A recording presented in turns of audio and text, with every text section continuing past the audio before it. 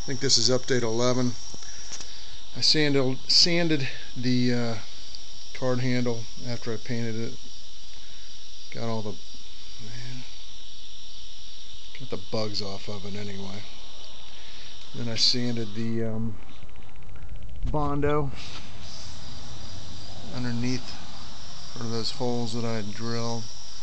Also caulked all the screw holes. And I did that on this side too.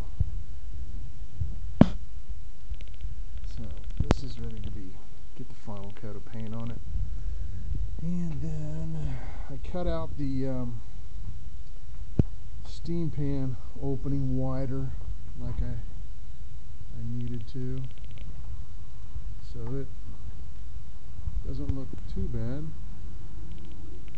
And I got the angle on either side of it screwed down. Got it all cut to length as far as the angle that goes around the steam pan or the firebox perimeter. And then I got the flat stock. I got to put that on tomorrow. Doesn't look too bad.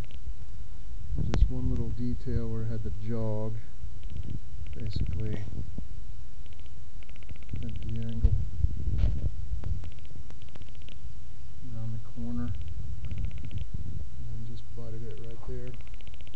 But all in all, it doesn't look too bad.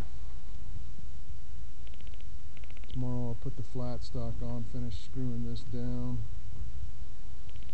and I'll paint the inside of that sink compartment. And I'm going to go ahead and install the sinks permanently, and then get the drainage done, and then probably go ahead and install the freshwater tank and rough my water lines down the rest of the way. Maybe do another final coat of paint on some of this other stuff. Get it screwed down.